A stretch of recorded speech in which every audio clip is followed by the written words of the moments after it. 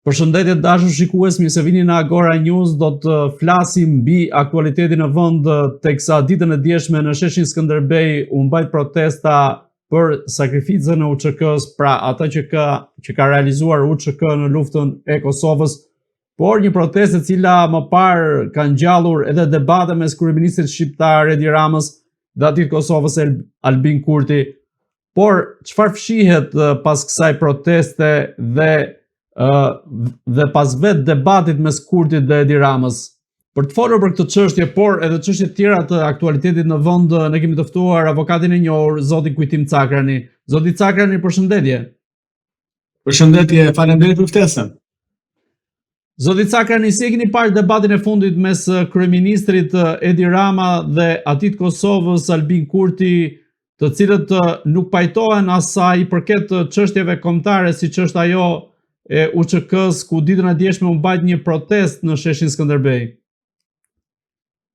Padyshim që konflikti mund ta quajmë ndërmjet zotit Rama dhe zotit Kurti është një konflikt politik. Konflikt tashmë që nuk ka më nevojë për ta identifikuar, për ta verifikuar, sepse është bërë i hapur në sytë e gjithë botës. Padyshim që zoti Rama ka qenë dhe vazhdon të jetë një kundërshtar i zotit Kurti, sepse linja e zotit Rama apo dhe partisë që përfaqëson zoti Rama është një linjë ndryshe nga ajo e zotit Kurti, është në mbështetje të Partisë Demokratike të Kosovës. Dhe në kuptim të kësaj mendoj që zoti Rama është ai i cili ka organizuar edhe protestën e djeshme për të bërë një kashillëk zotit Kurti dhe për të mobilizuar padyshim edhe atë elektoratin kosovar që në zgjedhjet që do të zhvillohen, pra për balotazhin që do të zhvillohet për shumë komuna në Kosovë në të dielën e ardhshme, të ketë një impakt ndryshe dhe ata mos ta votojnë lëvizje vetëvendosja, por të votojnë partinë e zotit Thaçi, Partinë Demokratike të Kosovës. Dhe kjo ka qenë për mua e gjithë lëvizja e djeshme, duke fshehur atë në petkun e nacionalizmit të UÇK-s e kështu me radhë. Fakti që dje u mblodhën u mobilizuan për të ardhur nga Kosova në Maqedonia edhe nga administrata në Shqipëria apo nën logon e nacionalizmit apo në logon e UÇK-s dhe luftës lirimtare, unë besoj se ajo ishte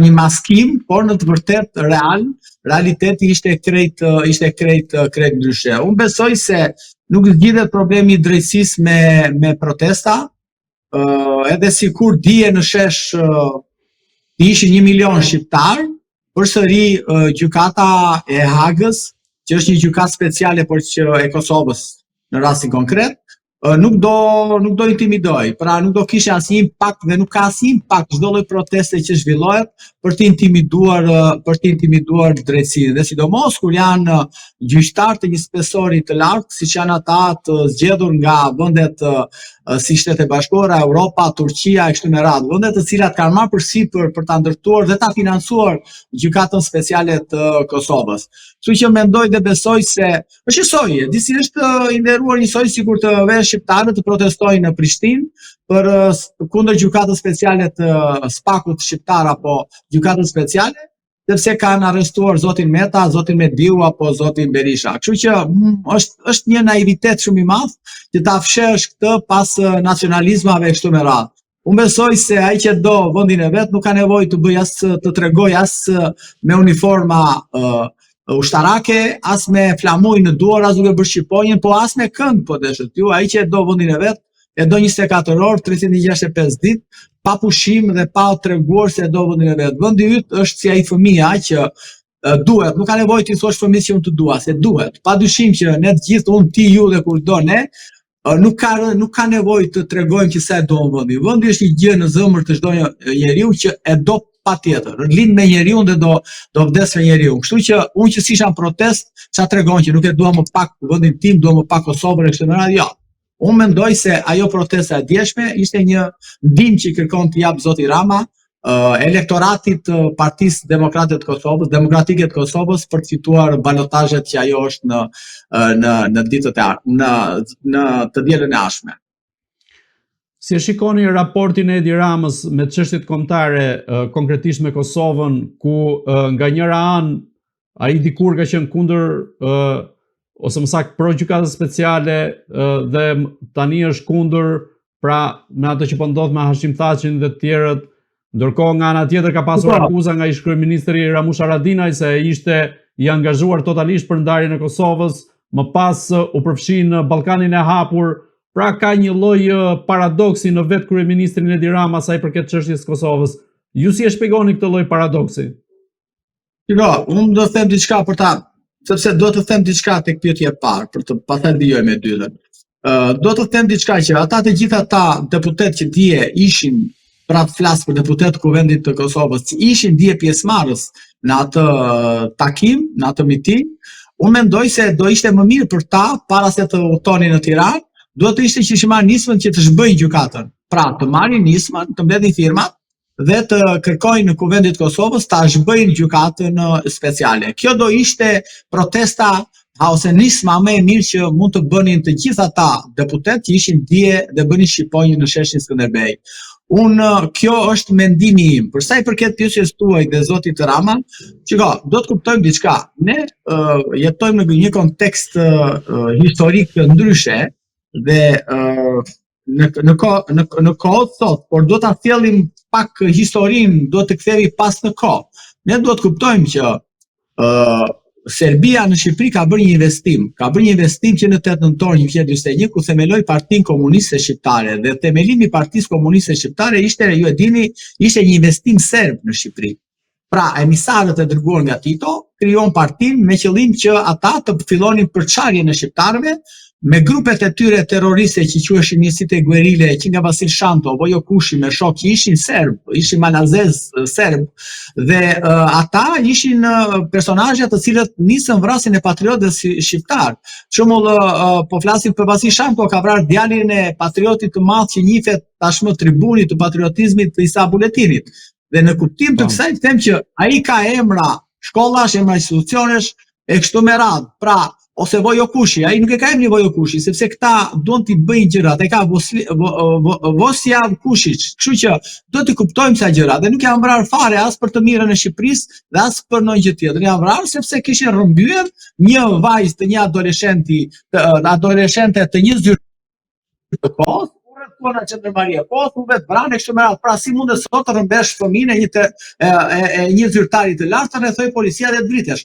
Kjo ka qenë, kështu që këta kanë emra rrugësh e kështu me radhë.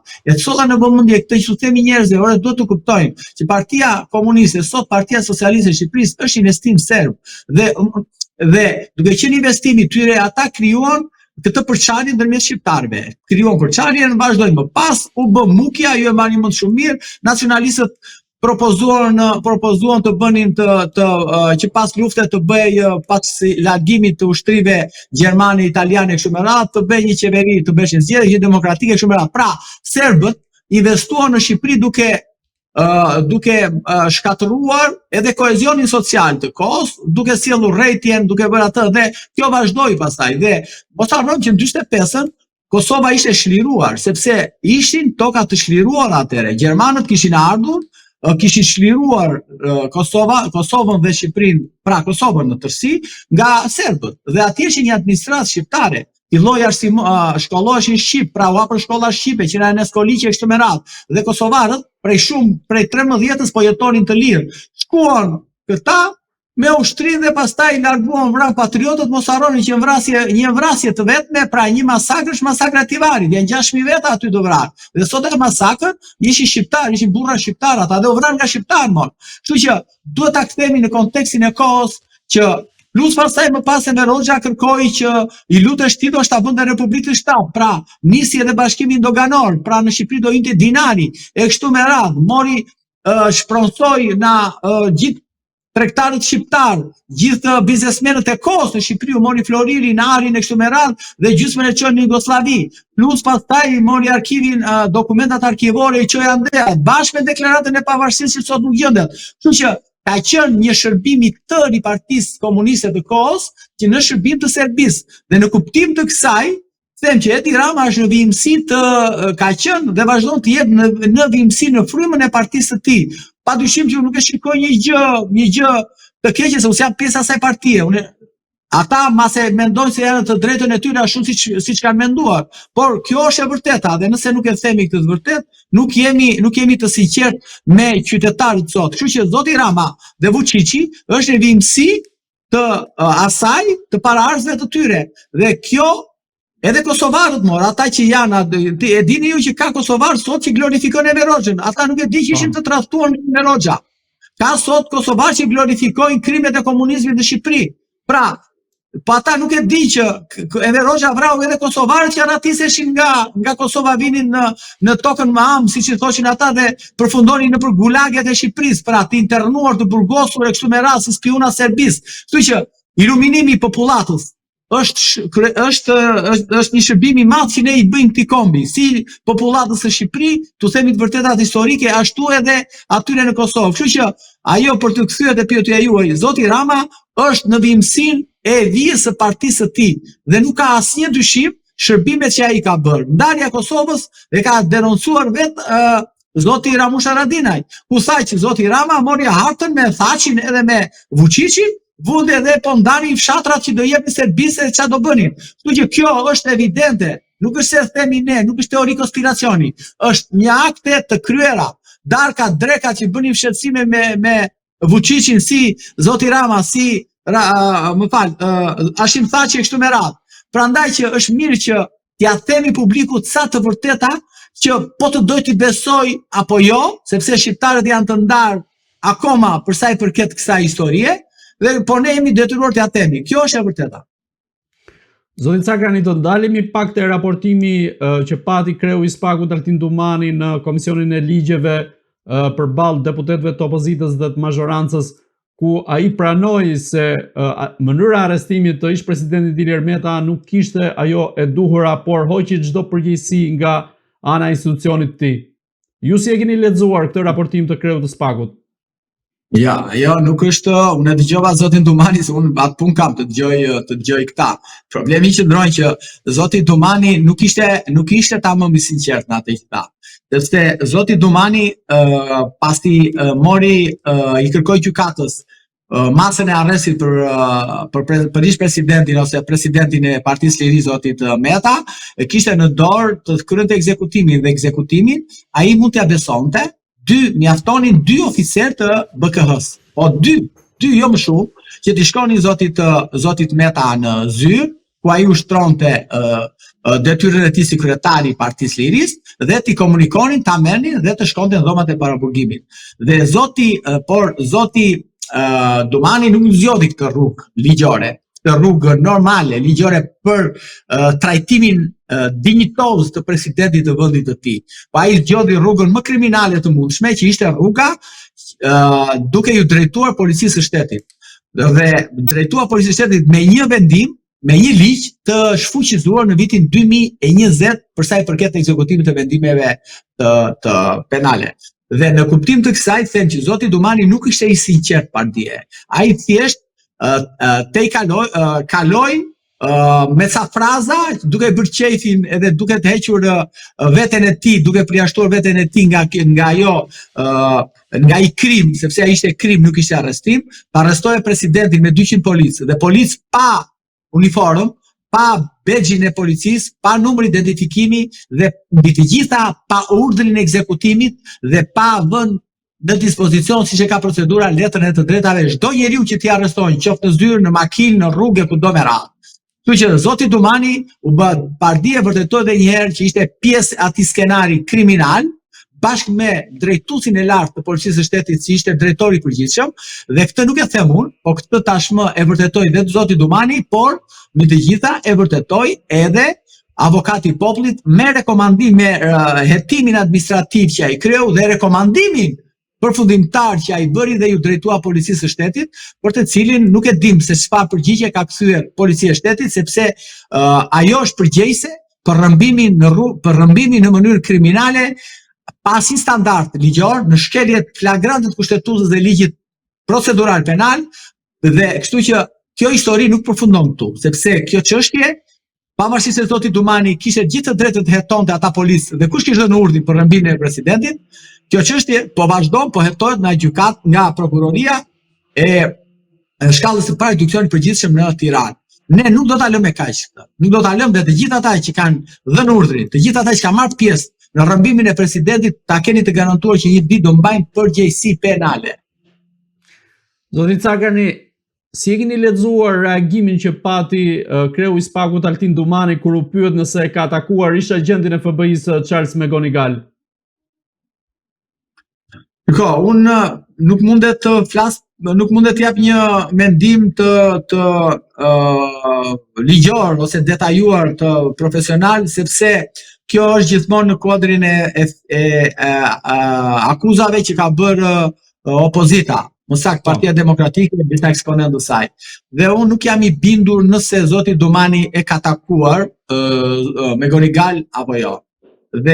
Por nëse mund ta jap si opinion, nëse zoti Dumani e ka takuar Megonigal dhe ai po e fsheh këtë takim, edhe mund ta takonte se ishte ndonjë herezi, ai atëherë nuk ishte i dënuar, atëherë s'kishte probleme me drejtsinë dhe ai nuk ishte ndonjë person në kërkim për terrorizëm dhe takoi zotin Dumani. Dhe ta kishte takuar, s'është një çudi e madhe. Por nëse zoti Dumani e ka takuar dhe vazhdon ta fsheh dhe këmbgulte kjo, duke thënë që nuk e kam takuar, por në fakt e ka takuar, mendoj se zoti Dumani po kryen një mashtrim publik, por gjithsesi do t'ja lëm kohës që të verifikohet, sepse po nuk u bë një hetim i thelluar, po nuk u pyetën personat, po nuk u pyet vetë po deshët ju Megonigal atje ku është duke vuajtur dënimin në Shtetet e Bashkuara, që ta konfirmoj, është shumë e vështirë që ne tani të dalim të flasim për një gjë të cilën nuk e dim nëse është e vërtetë apo jo. Çfarë po ndodh konkretisht me këtë dosje nga ana e SPAK-ut, duke qenë se në Shtetet e Bashkuara të Amerikës ajo u rihap sa i përket ish agentit të FBI-s Charles Megonigal, ndërkohë në SPAK ende nuk ka, po themi, një vimësi të hetimeve, të paktën nga ajo që deklaroi dhe Dumani, që pra nuk dha shumë detaje sa i përket kësaj dosje. Shiko, ajo dosje është rihapur në Shtetet e Bashkuara për një arsye, sepse ka patur, është bërë në lëvizje nga Departamenti i Drejtësisë për faktin se aty nuk ishte vetëm thjesht zoti Rama i përfshirë apo një ish zyrtar i lartë i shërbimit sekret shqiptar. E kam fjalën këtu për zotin Neza. Problemi i madh i amerikanëve, pra i drejtësisë amerikanëve, autoriteteve në tërësi amerikane, ka qenë fakti sepse në atë dosje ka patur emra, ka patur edhe kinez. Pra ka patur edhe biznesmen kinez, ka patur edhe një oligark rus që është Deripaska, mos t'ja gaboj emrin, dhe Dorian Dushka, një njeri afërt i kryeministrit të Shqipërisë. Pra, duke qenë, por problemi qëndron që flitet, unë nuk e di nëse është e vërtet, sepse tashmë dosja është arkivuar, ka qenë përfshirë edhe djali i presidentit të SBA-ve, Hayden Biden, pra djali i presidentit SBA-ve, dhe kjo ka qenë një arsye që edhe vetë zoti Biden, kur përpara se të lindte mandatin, bëri duke bazuar edhe te amendamenti që ja lejonte atij, që bëri një falje për disa bashkëpunëtor të vetë dhe për djalin e tij që mos hetoj për krime që ai mund t'i dilin në të ardhmen. Dhe kështu që duke qenë në këtë kuptim, mendoj se edhe zoti Hayden Biden ka qenë i përfshirë në dosjen Megonigal, sepse ajo nuk ishte vetëm lidhje me Shqipërinë, ku Megonigal vinte dhe shantazhonte biznesmenët e fuqishëm shqiptar, dhe ne tashmë i dim kush janë, sepse i takonte në Shqipëri, i takonte në Vjenë, madje Megonigal ka bërë edhe sipas të dhënave edhe me deputete apo me gra dhe vajza të mazhorancës ateshme, dhe kështu që kjo është një dosje e cila nëse do hapej dhe do bëj si thon pjesë e një hetimi nga prokuroria shqiptare, mendoj se do dilin shumë gjëra në dritë, padyshim do synonin edhe mund të shkatronin edhe familja, apo mund të jepte edhe një impakt social në shumë drejtime të tjera. Prandaj mendoj se dosja me Gonigal, përveç faktit që do nxirrte në dritë korrupsionin e kryeministrit Rama, por do kuptonim aty edhe sistemin e korruptuar për sa i përket biznesit në Shqipëri, të lidhur me politikën dhe krimin organizuar. Kjo do ishte një gjë fantastike nëse SPAK-u do t'i shkonte deri në fund kësaj dosje, duke marrë atë me një letër porosi nga Shtetet e Bashkuara të Amerikës. Po kjo, më fal, kjo kërkon një prokuror dhe prokurori me shumë integritet. Nuk kërkon prokuror plebej, nuk ka asnjë mundësi që ta bëjnë dot. Problemi është që ajo kërkon një prokuror me një spesor të lartë moral, padyshim edhe integritet dhe një njeri i cili nuk presionohet nga klane mafioze ose nga politika. Kështu që një prokuror i tillë vetëm mund ta bënte. Këta unë jeni të bindur që nuk e bëjnë dot. Zoti Cakrani, çfarë po ndodh në raportet mes kryeministrit Edi Rama dhe administratës së Donald Trump, ku Edi Rama nuk mundi të merrte pjesë në Asamblenë e Kombeve të Bashkuara, ndërsa më pas në një takim që pati me komunitetin politik evropian u tall me presidentin amerikan Donald Trump për lapsuset e tij mbi shuarjen e konfliktit mes Armenisë dhe Azerbajxhanit, ku ngatroi Armeninë me Shqipërinë, ndërkohë në takimin e fundit në Egjipt, ku u nënshkrua dhe deklarata e marrëveshjes paqes mes Izraelit dhe Hamasit, Donald Trump pati një shtrëngim duarsh të çuditshëm me Macronin, duke lënë të kuptohet se ai ishte vërtet i zhgënjur prej këtij të fundit. Në këtë rast, a ka një mesazh konkret nga ana e Trumpit, qoftë kundrejt Edi Ramës në këtë rast, apo mund të jetë një vendim i mëvonshëm që mund të merret ndaj kryeministrit Rama për ta përfshirë atë, po themi, qoftë edhe në atë listën e zezë apo të non gratës? Shiko, zoti Rama është i fundit që ka në mendje Donald Trumpi, e kupton ti? Pra, se ka në mendje fare, por mua më shqetëson një gjë tjetër, që ne, nëse edhe ju si gazetar e keni konstatuar, prej investimit, pra prej datës 20 janar të 2025-ës deri sot kanë kaluar apërsisht 9 muaj apo 10 muaj, dhe ne nuk kemi asnjë marrëdhënie më me Shtetet e Bashkuara të Amerikës. Pra, marrëdhëniet ndërmjet shtetit shqiptar, qeverisë shqiptare dhe qeverisë të Bashkuara të Amerikës sot janë krejtësisht të ngrira.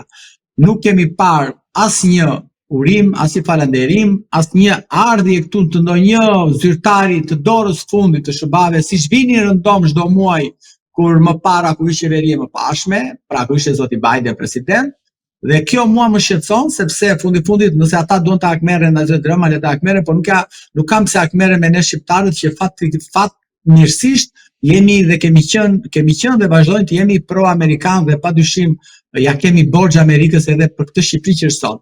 Kështu që këto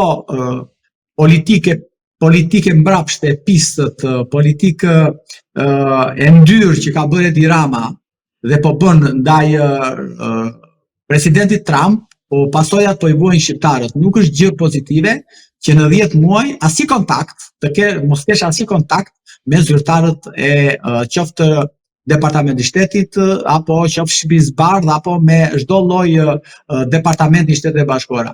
Ky është një konstatim. Unë nuk e di pse nuk flasin mediat, sepse më parë kur vinte edhe një sekretarit i fundit këtu që jepte ndonjë mendim, merrte dhe paguhesh për ato që thoshte, tashmë nuk e ke më këtë qasje. Kjo është, thash edhe një herë, është ata që merren politologët duhet ta zbërthejnë këtë, unë jam politolog, duhet ta zbërthejnë kush janë arsyet që Shtetet e Bashkuara kanë ngrirë marrëdhëniet me Shqipërinë. Kjo është e tmerrshme, sepse nuk ka ndodhur, dhe vitin 1997 që ishte Shqipëria në një luftë civile, arritën që vinin dhe dilin zyrtar të lartë amerikanë. Shqipëria prej vitit 90 ka qenë e përkrahur, ka qenë e përgdhelur nga Shtetet e Bashkuara, nuk ka rëndësi kush administrat, aktualisht marrëdhëniet janë të ngrira. Kjo padyshim për faj të politikës së pisët që ka përdorur Edi Rama ndaj presidentit Trump. Është e papranueshme që ti mund të tallesh, qofsh kjo nuk ka, është e palogjikshme që ti të tallesh me presidentin e SBA-ve në një summit, pa mund të bësh një shaka kur ai është prezent dhe mund t'ia thuash diçka siç bënte Berlusconi me Obamën e kështu me radhë. Madje i thoshte edhe ti je shumë abronzato, nuk i thosh që je me ngjyrë, por thoshte të ka marrë dielli shumë, i thosh. Pra ishin shakara të natyrës së prezente të personit. Edi Rama ka folur kur ai s'ka qenë aty dhe është munduar me një sarkazëm duke përdorur atë lapsusin e Donald Trumpit për sa i përket Armenisë edhe Azerbajxhanit. Është një lapsus që e bën çdo kush, s'ka asgjë të keqe që ti ta komentosh në syt të Macronit dhe vuri në vështirësi jo vetëm Macronin, por vuri në vështirësi edhe Aliyevin, presidentin e Azerbajxhanit. Dhe kjo tashmë e ka rënduar dhe ka thelluar akoma më shumë problemin dhe ndarjen dhe ndërmjet qeverisë së bashkuara dhe qeverisë shqiptare. Zoti Cakrani, dhe i pyetje e fundit, SPAK ka nisur goditjen edhe në radhët e biznesmenëve ku ka ndërhyrë sa i përket të rastit të portit të Limionit. Çfarë po ndodh në këtë rast? Nga politika ka kaluar edhe tek biznesmenët tashmë SPAK-u dhe a e ka seriozisht sa i përket shtresës së biznesmenëve që mund të jenë përfshirë në afera korruptive? Jo, kjo nuk është një ngjarje e re. Kjo është një ngjarje në vimësi sepse çështja e Limionit është një çështje e denoncuar 5 vite më parë nga ish oficeri, nga kapiten Artur Meçollari. Edhe ju keni mundësinë ta intervistoni dhe ai ju shpjegon me detaje çfarë ka ndodhur. Dhe si e ka deklaruar se ka qenë pjesë e atij enturazhi, kur ka kundërshtuar nxjerrjen nga si pronat të ushtrisë dhe dhënien biznesit. Kështu që është krejt normale që politika me biznesin do bashkëpunojë, se politika nuk bashkëpunon me atë bujkun atje.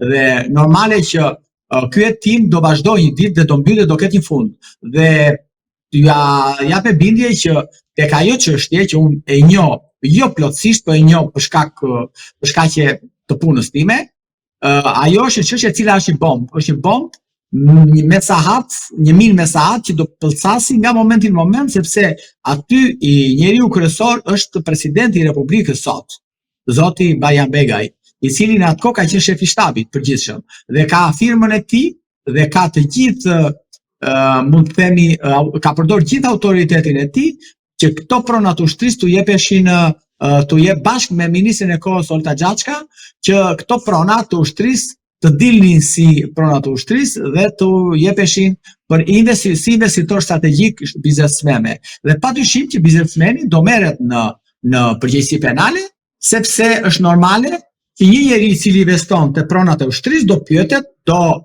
hetohet, do kontrollohet, të shikojë ka përdor influencën, korrupsionin e aktiv apo çfarë ai ka bërë. Dhe është krejt normale për një hetim, nëse do të shkosh në fund, që të kontrollohet edhe zyra apo dhe ambientet apo banesa e biznesmenit. Ju e dini sot për çfarë akuzohet presidenti i Republikës, ish presidenti zoti Meta dhe presidenti i Partisë së Lirisë? Akuzohet sepse kishte e njohe me një biznesmen që e kishte jo njohe si biznesmen, por kishte edhe mik të vjetër familje, se Shqipëria kjo është, dhe i thonë që ti mundet të kesh përdorur autoritetin tënd, mundet dhe që ky të fitonte, të bënte kontratën me Çesin. Ja, për kaq akuzohet. Dhe mundet të kesh bërë korrupsioni, thonë. Por në rastin konkret, që presidenti, ministria, të gjithë zinxhiri drejtues i Ministrisë së Mbrojtjes të kohës u vu në dispozicion të biznesmenit, që jo vetëm të atij, po dhe 2-3 biznesmenëve të tjerë, që të pronat e ushtrisë t'i merrnin për investime strategjike. Prandaj them që është normale që të hetohet biznesmeni, të hetohen gjithë. Por koka e gjithë kësaj historie është Bajan Begaj dhe Olta Xhaçka. Zoti Cakrani, unë ju falenderoj që ishit në Agora News. Faleminderit juve, mirupafshim dhe një fundjavë të mbarë. Të dashur shikues, bashkë do shihemi në intervista të tjera, por mos harroni të bëni subscribe në kanalin tonë në YouTube.